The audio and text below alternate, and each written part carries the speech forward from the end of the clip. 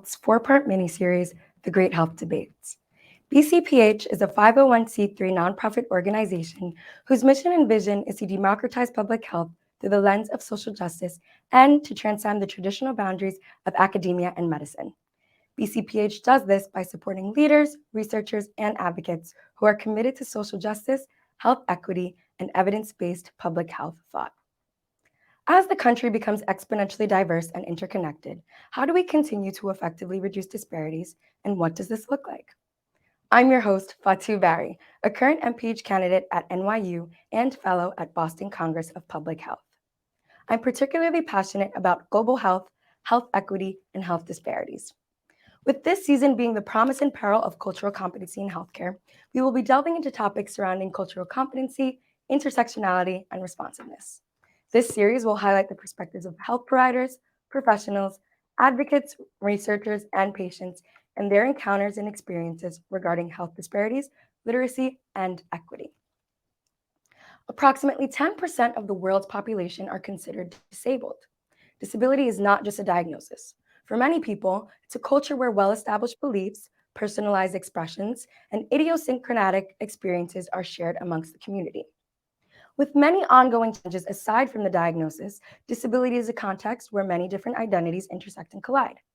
Thus, two of the most pressing questions become, how do we navigate these challenges while maintaining competent care and visibility for the disabled community?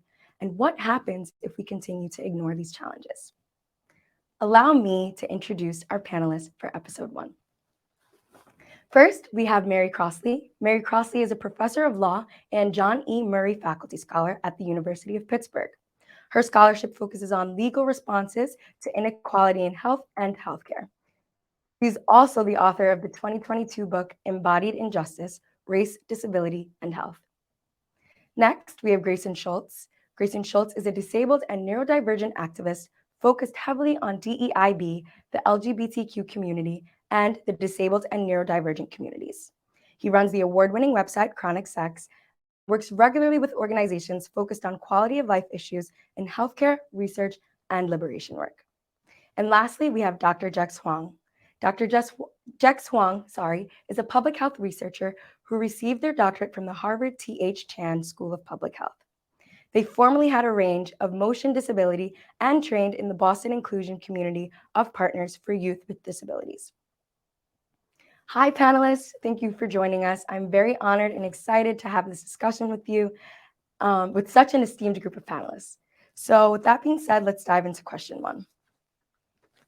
Professor Crossley, I'd love to start with you. What does it mean to be disabled legally? Thanks, Fatou, and I'm really excited to be here and learn from you all. So I actually did a quick check this morning because I remembered at some point I had heard like there were some huge number of definitions of disability in federal law. And Dr. Google tells me that there are actually 67 definitions of disability in the United States Code, federal law, federal statutory law. So one of the, I think, challenges in talking about this is coming up with that question, an answer to the question of what is disability.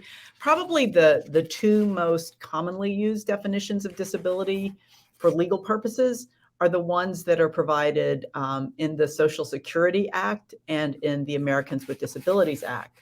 So for purposes of the Social Security Act, to have access to something like Social Security disability income or supplemental security income, they define disability as the inability to engage in any substantial gainful activity by reason of any medically determinable physical or mental impairment that can be expected to result in death or which has lasted or can be expected to last for a continuous period of not less than 12 months. So what that's often boiled down to is whether or not someone is totally and permanently disabled for purposes of being able to work, right, to engage in any substantial gainful activity.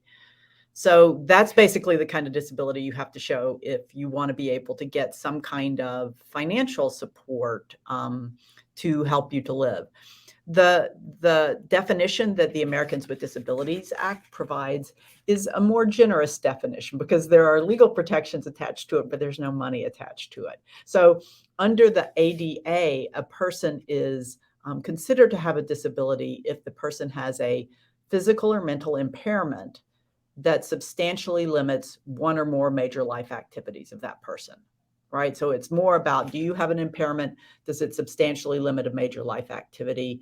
There are also provisions in the ADA that include within the definition of disability, either having a past record of having such an impairment, even if you no longer do, or if you are regarded by others as having that kind of impairment, even if you don't actually have it. So those are probably the two most important legal definitions of what disability is. And probably from a medical perspective, it's interesting because like doctors are often the ones who are responsible for determining whether somebody meets the Social Security definition so that they can get benefits. But really, doctors are subject to the provisions of the Americans with Disabilities Act in terms of obligations to provide accommodations and so forth. So they also need to know that they should also be aware of that definition. Great. Grayson or Dr. Jex, would you guys like to add to what it means to be disabled in either somatic terms, physical, emotional terms? Yeah, I think, one of the important things to keep in mind is that there's so many categories of disability, right? So even if we run with one of the definitions that Mary just shared, right? There's a wide range within that, right? So we can have physical or mobility related disabilities. We can have pain related disabilities, things that cause chronic pain. There's sensory related disabilities, whether that is, people sometimes have a delayed processing of sensory input, or they might be overwhelmed by sensory input. So, things like bright lights, loud sounds. And then that also includes folks who are low vision, blind, or hard of hearing and deaf. And then there's, mental, intellectual, learning disabilities, and then also the world of neurodivergence, which really includes a lot of the same things that learning disabilities, mental disabilities, and intellectual disabilities might include. So things like ADHD, post-traumatic stress syndrome, things like that, that kind of, for lack of a better term, like the way I tend to explain it to people is neurodivergence is imagining that everybody that is not neurodivergent, so someone who has a brain that functions in the way that someone typically expects, they are running on PC, right? So all of their programs are on Windows, whatever. And then people who are neurodivergent use Linux. It's just a system of the way that your brain processes things, might require different programs that you use, and it's maybe a little less well known and harder to operate than it is spaces where PCs or Macs are the norm. So I think that when I think about disability, those are what I think about, are those categories and the way that those show up and impact the way people interact in the world.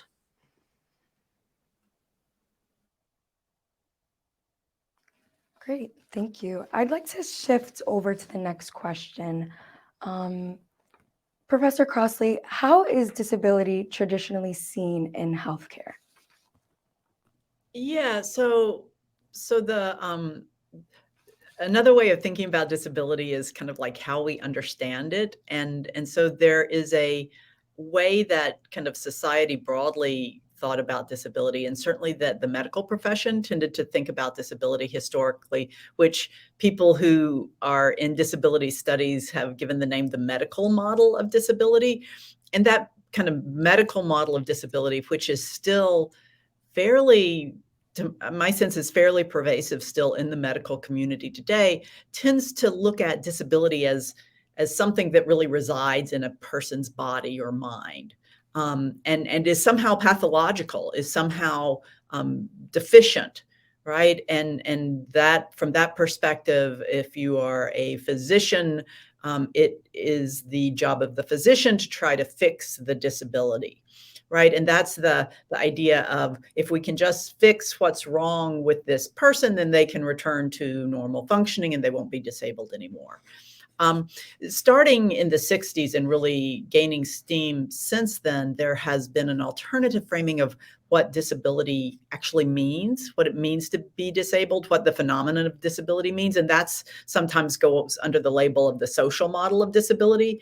And the social model, while it doesn't deny that there may be some kind of physical or mental condition that a person with a disability has that causes them to function differently from more, I'll say, typical functioning persons, that it's really social structures and barriers, and physical barriers and economic and political barriers and structures that create the disadvantage that is associated with having a disability. And so from that perspective, if the disadvantage comes from these social and physical and political and economic structures, the way to deal with the disadvantage isn't to fix the body of the person who has a disability or the mind of the person who has a disability. It's actually to get rid of these kind of exclusionary structures and these barriers that prevent the full participation of people with disabilities. So, that's just a little bit of background to try to shed some light on why there can be a real clash between how the medical profession historically, and to a large degree today still, I believe, views disability as something to be fixed, right?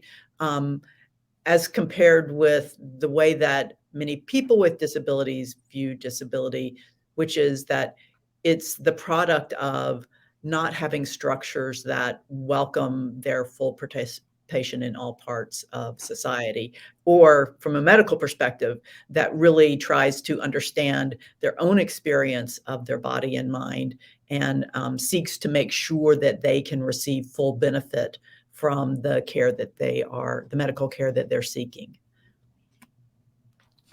Right. Dr. Jax, I'm curious to hear your perspective on this question. How is disability traditionally seen in healthcare? Sure, and please, just Jax is fine. I think I can speak more from a public health perspective, actually, given that that's my background. And as we all know, there are these social and environmental determinants of health as well, beyond just the immediate healthcare provision sector.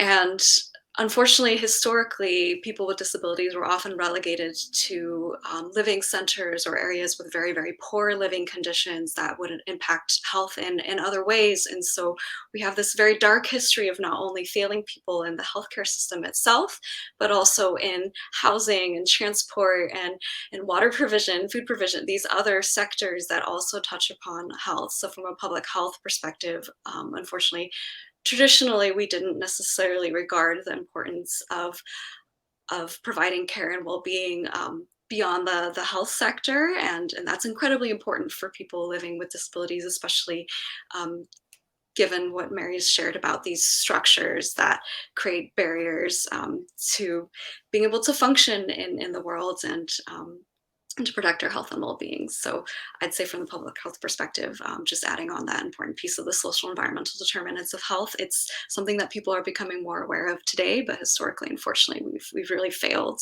the community of people with disabilities. Right.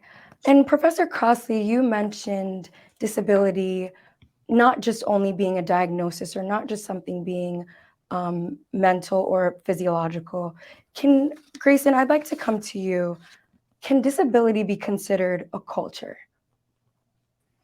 Yeah, that's a great question. I think absolutely. There are kind of subcultures, I would say, within disability that often rely on a diagnosis. So you'll see the capital D deaf culture is really strong in, fighting for their rights, fighting for equal access to opportunities, especially education.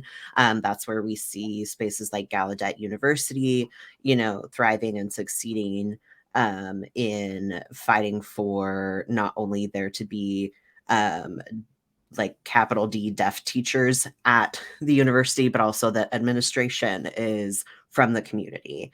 I think also we see this in, spaces that are, I think, less highlighted often, right? There have been kind of a surge of celebrities coming out as having a disability, and the more that these celebrities come out talking about it, I'm thinking specifically of Selma Blair, right? The more that they are actually being able to cultivate a community with other people, particularly with less perceivable illnesses or invisible disabilities. That is a source of support, but also a source of mobilization in ways that the disability community, excuse me, can fight back against oppression and difficult legislature that may make it harder for us to access healthcare or the accommodations that we need. So yes, absolutely, disability is a culture, and it's one that I think is finally starting to be recognized as such.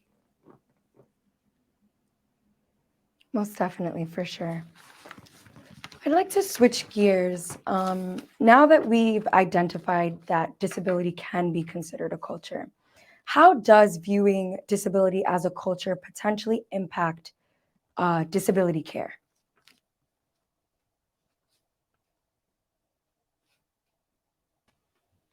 Dr. Jex, I'd love to hear your perspective. Sure, yeah, I can speak a little bit to some personal experience when I was seeking care for my range of motion disability.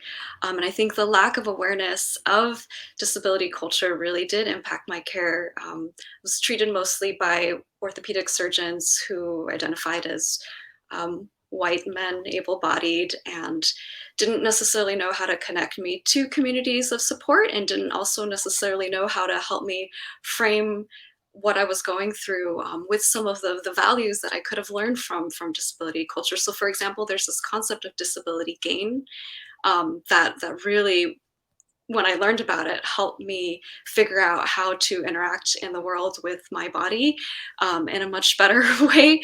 I was framing everything really as a loss of range of motion, and it was actually impacting my mental health as well. And so then I had this debilitating depression on top of learning how to move with limited range of motion.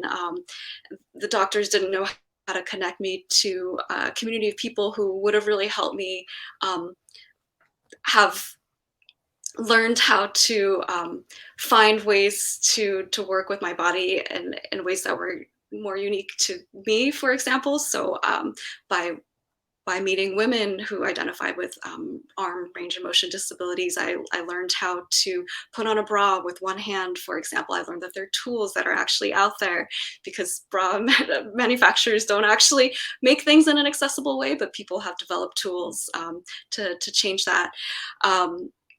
Tools to I need contact lenses, I need vision correction tools to help me take off and put on contacts with one hand, for example, things like that. And so by connecting with the community, I would have learned the values that would have helped me navigate the world, as well as basic things that would have helped me. Like, we're not even talking, entertainment factor, we're talking, hygiene and putting on clothing, like basic essentials, basic functions.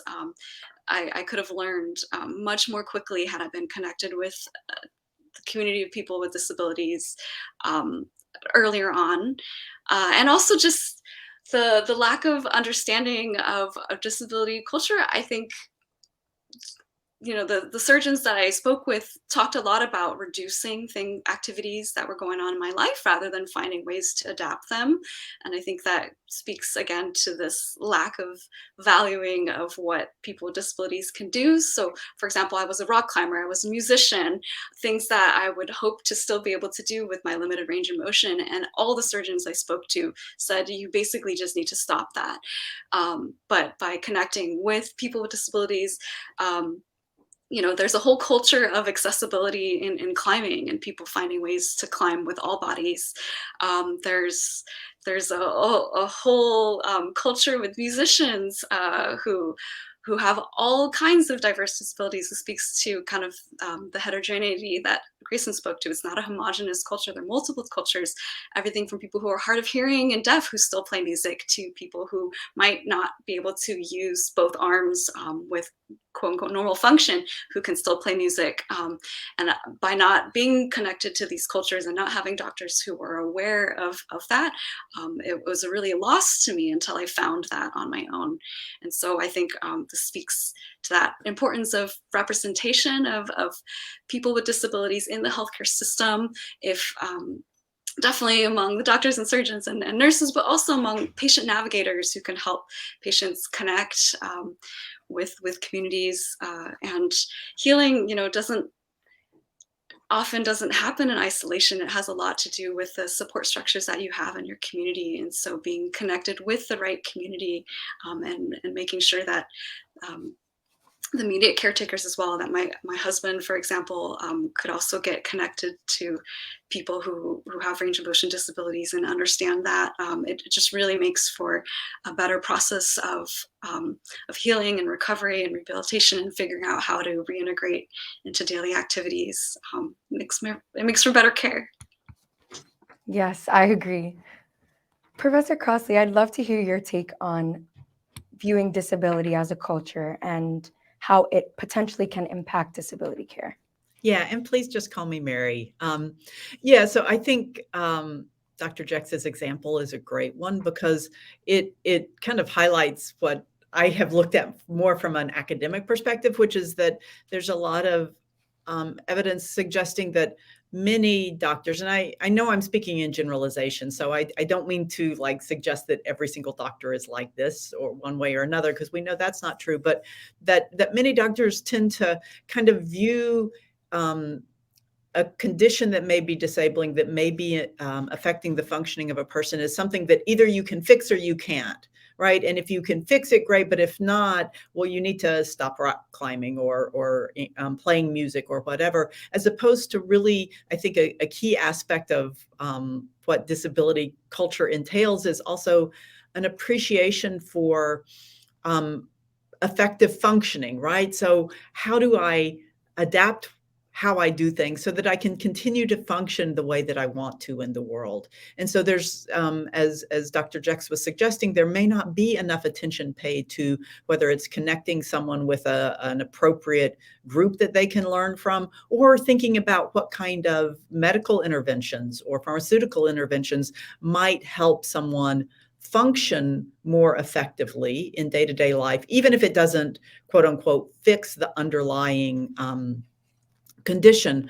The other thing that I think is really important in terms of thinking about disability as a culture and thinking kind of about cultural competence is that it also suggests that disability is something that has social value, right? It's a valuable aspect of social diversity in that it helps all of society have greater appreciation for the different ways that people use their bodies and minds to navigate in the world. And I think that's, we think often about diversity as adding value societally.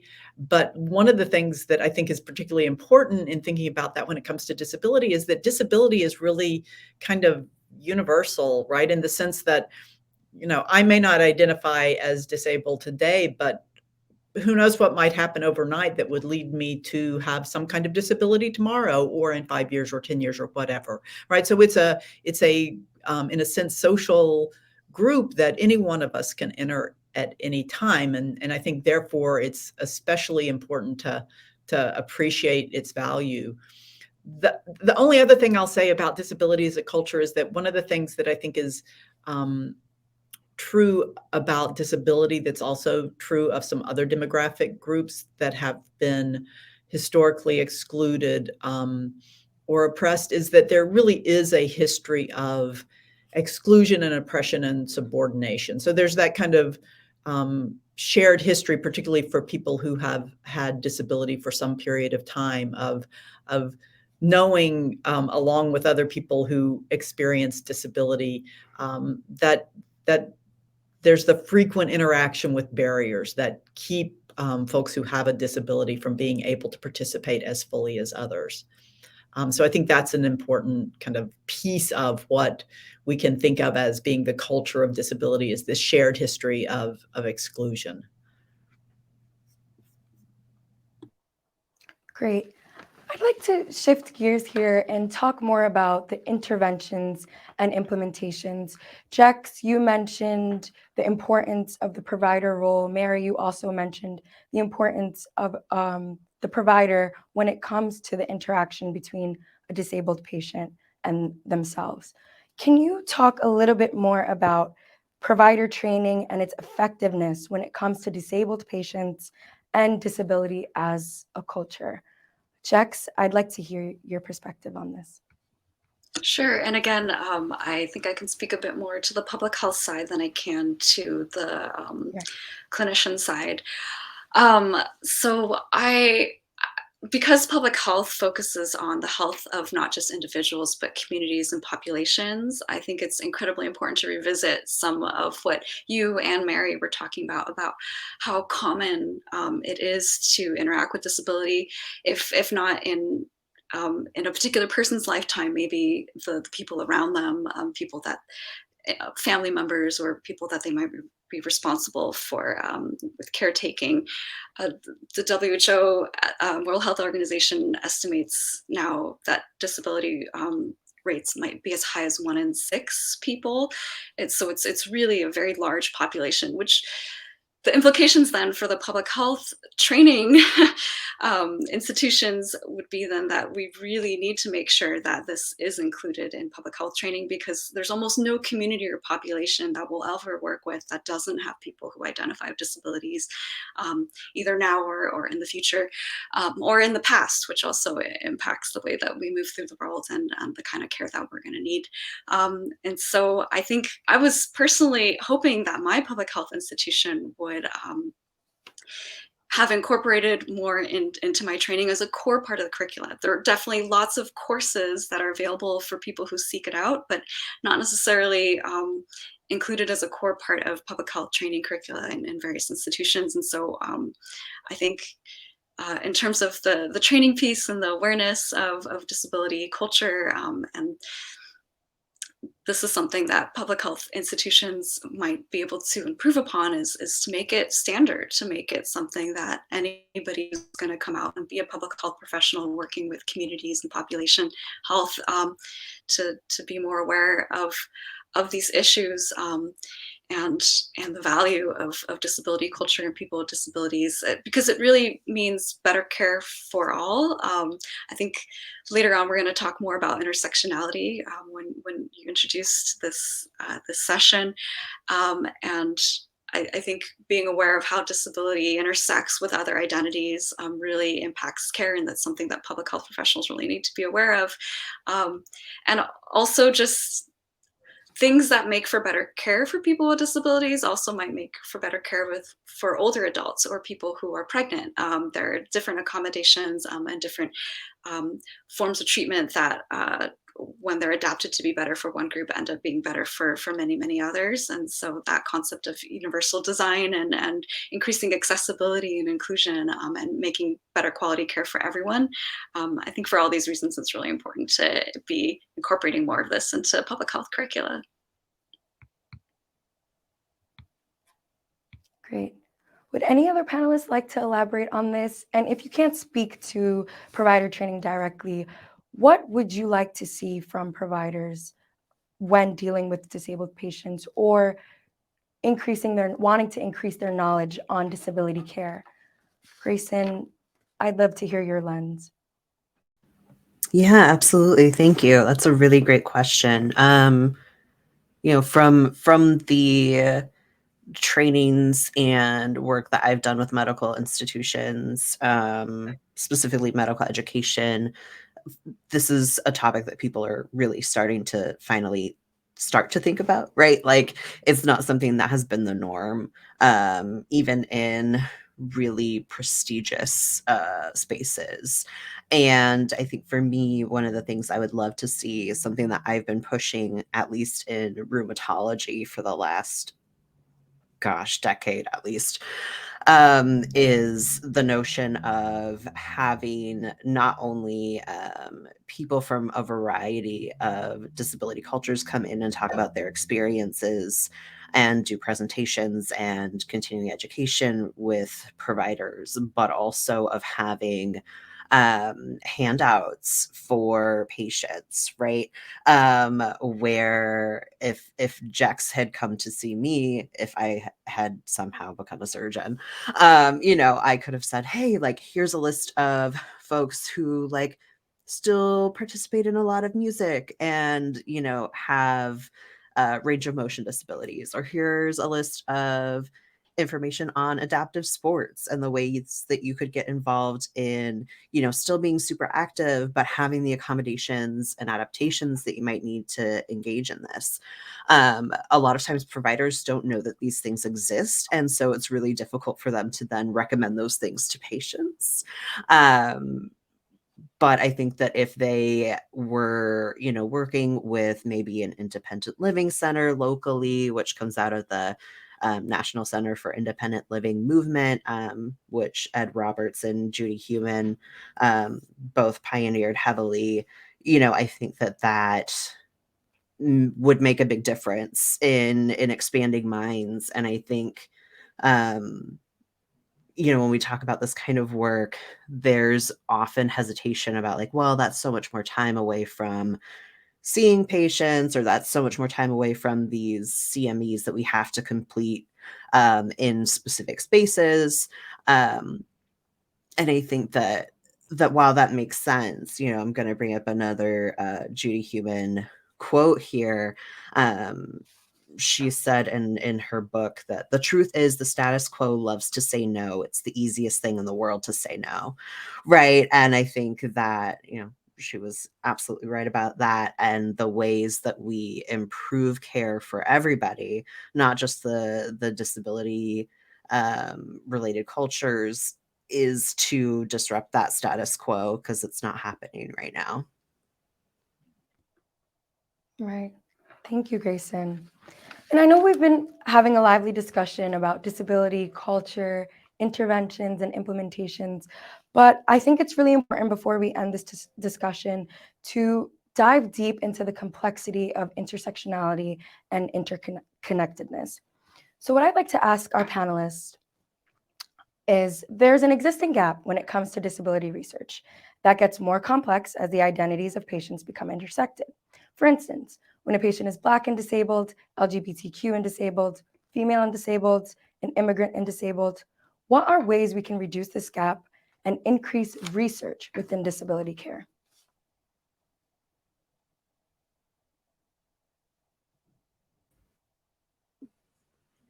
I'm happy to take this question first. I think one way that we can do this is by listening to people who are already talking about it.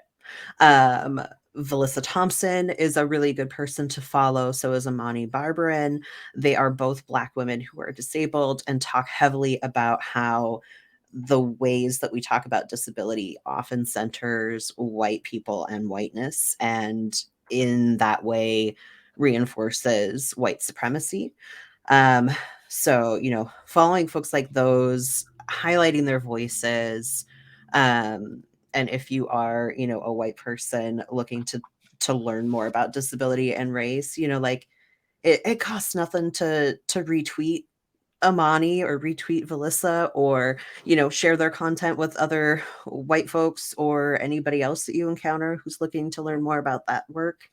I also, think that it's really important to point out that right now, with the legislation that is targeting the LGBTQ community, as someone who is queer and trans, I was talking with a pain psychologist yesterday who I was interviewing for an article that I'm writing, and we both had the realization that not only do the numerous bans on gender affirming care that are coming out in different states, obviously harm youth and in some cases adults and families, but that also could be a major barrier to doing any research around the community in those states, depending on what your research is about. So if you wanted to research the LGBTQ community and pain, and your focus is in pediatrics and you live in Florida, that might be a really difficult thing for you to do right now.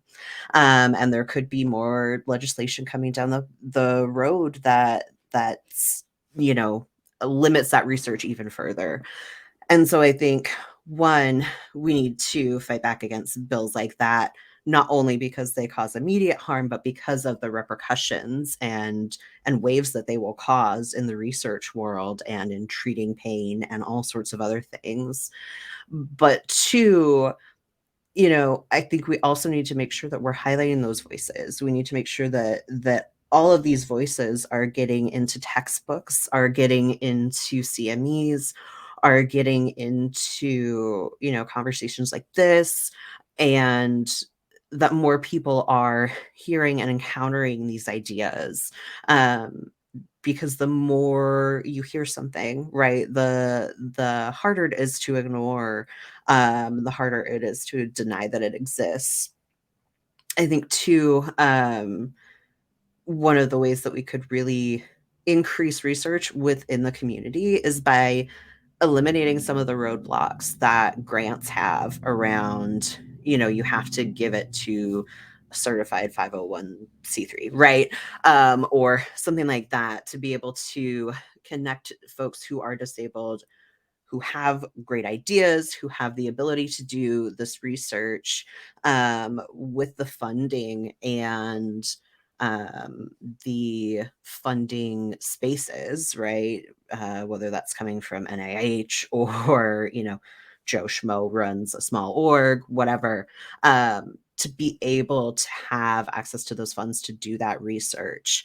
PCORI, right, is a great start of being able to suggest research topics, but that often winds up running into funding issues and things like that in ways that outside funders may not run into those issues, right? So I think those are some ideas of ways we could tackle some of those issues.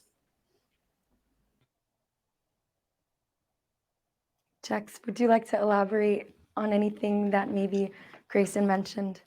Sure, and definitely really want to second what Grayson said about the importance of highlighting researchers already in this space who identify as disabled and with other identities that intersect. And also the need to make sure that that these researchers and these organizations get access to resources to be able to continue to do research in this space. I think that's really important first step. Beyond that, I primarily work with data sets outside of the United States, but my understanding is the US also has this challenge, which is access to disaggregated data to really be able to do research diving into some of the intersectionality of these identities.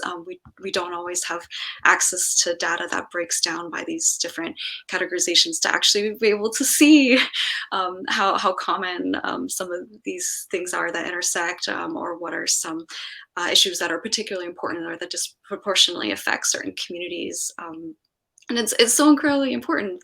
The data that's coming out of CDC, Center for Disease Control and Prevention, are that, a third of First Nation, Indigenous community members identify as having a disability. A fourth of the Black community identifies as having disability. Incredibly high numbers, and so we really need to be able to access disaggregated data to dive deep into the nuances of some of this and be able to understand that. And I guess bringing all this back to disability culture and visibility, there's so many different cultures within these as well. When we talk about intersectionality, like there's deaf culture and also Black deaf culture, and all these diverse sets that Grayson was talking about. And so to be able to understand some of this more deeply and to be able to bring that back into finding ways to improve healthcare is incredibly important. So yeah, I think I would add that access to disaggregated data is incredibly important and something that many organizations are already advocating for, that I'm aware of.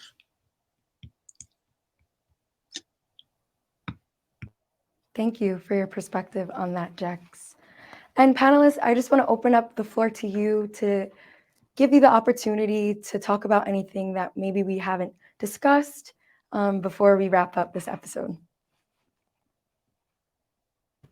Yeah, I think one thing I want to just tack on to what Jex said is, it's super important to have that access to disaggregated data. And also, it's super important to collect that data, right? Like when I worked for the Wisconsin Public Health Department, they weren't really collecting data around the LGBTQ community. And then when they decided they wanted to collect that data, they defined these terms that they decided to use in incorrect ways. So then when they were looking to, solicit feedback from the community and things like that, they were actually causing harm because they didn't do their due diligence. And so I think too, when you're looking to collect data, whether you're going to share that, with specific stakeholders or present it in a disaggregated form, you also need to include the community in creating the terms, right? Because they had, one term that is completely different from non-binary defined as the same as non-binary, which is not the case. They had some terms in there that were offensive. And so going in and editing that was a challenge as a trans person. To be like, okay, cool, this is my workplace, this is fine. And also, right, something that needed to be done. So I think, making sure that you're going to the communities first to ask for their input at the ground level is key. And that goes not only for, oppressed and historically and continuously marginalized communities, but it goes for the whole of disability anyway. If you're looking to make something more accessible, don't build it and then come to me and say, hey, how can I make this accessible? Come to me when you're thinking about building it. Let's build it in an accessible way so that you don't have to completely change what you're doing. You don't have to spend $1 bajillion to, update everything or adjust things. Build it in an accessible way from the ground up, and then, things will shift. Great. Anyone else? Yeah, if I could just jump in a little bit, kind of to pick up on some of the points that Grayson and Jex have been making, and to follow on the last question. I mean, I do think it's so funny when you get people together talking about this, how it always comes back to data collection and disaggregation, which I know can be kind of mind-numbing terms, but are so incredibly important. But I think another point that Jex was talking about some was the importance of resources. And one of the things that I didn't realize when I first started looking at this was that, as I understand it, most of the federal funding for research into health disparities is targeted towards racial health disparities, and not to diminish in any way the importance of research on racial health disparities. I think that it is important to have a broader understanding of the different kinds of health disparities that exist in our country and around the world, but I'm most familiar with the domestic context. But to think about, for people who are LGBTQ, for people who are disabled, for immigrant communities, to really be able to bring a wider range of resources into doing that research, not only into different groups, but also people who live at the intersection of those different groups, who have intersecting identities. Like, I was really amazed by how little research has been done on the experiences of people who are both Black and disabled. One of the other things that I think is important when we think about cultural competence in the medical profession is that that's something to aspire to, and I want to keep that kind of aspirational tone in terms of really wanting care providers to do their best work, to be able to appreciate the culture of the patients that they're working with, and recognize the influence of their own culture, right, and how that might get in the way of providing the most effective care. But I think we also should think about how we can actually use existing laws that are on the books to try to perhaps nudge that process along a little bit. There's been some really important research done by Dr. Lisa Iazzoni and her colleagues that have been looking over the past couple of years in a series of articles published in Health Affairs, looking at, one, just how little doctors know about what they're obligated to do under the Americans with Disabilities Act. And also have looked at how doctors, at least some doctors, still will express fairly explicit biases against patients with disabilities in ways that they would not, I don't think, certainly express explicit biases against someone who is in a minoritized racial group, right? And so I think trying to figure out how to use the law in service of, not as a cudgel to just get their attention or to be a big stick, but to really, how can we use the law as a way of encouraging that positive movement? The last thing I would note that goes along with this, but doesn't fit exactly, and it picks up on something that Jex was saying earlier, is just the importance of more diversity of all sorts in the medical profession. I think one of the challenges is that, and I'm mostly familiar with race and disability, but people in both of those groups are vastly underrepresented in the medical profession. And so it becomes much more, on some level, understandable that, a doctor will see someone who comes into their examination room who has a disability or who is Black as not, as being other, right, is I guess the way to put it. Whereas if we had more diverse healthcare providers, particularly within medicine, I think that would increase the familiarity that doctors have with people who come in all different shapes, sizes, colors, functional abilities, and would help care providers really appreciate that type of diversity as opposed to seeing it as being burdensome, which I think is too often the case today. Yeah, for sure. Absolutely. So this wraps up our panelist questions. And before I go, I just want to give you guys some key takeaways from this conversation that we had. In the beginning, Mary mentioned that there are 67 definitions for disability. So really narrowing down that definition and getting more context to what it actually means. Increasing resources for those who are disabled, for providers who have patients who are disabled, increasing representation in the medical profession within providers. And lastly, just highlighting those spaces where disability researchers are currently today and really amplifying their voices. Panelists, thank you so much for joining us. This conversation has been amazing. And audience, thank you so much for tuning in and listening. And stay tuned for episode 2 of the Boston Congress Public Health's Great Health Debates. What is medical gaslighting? I'm sorry.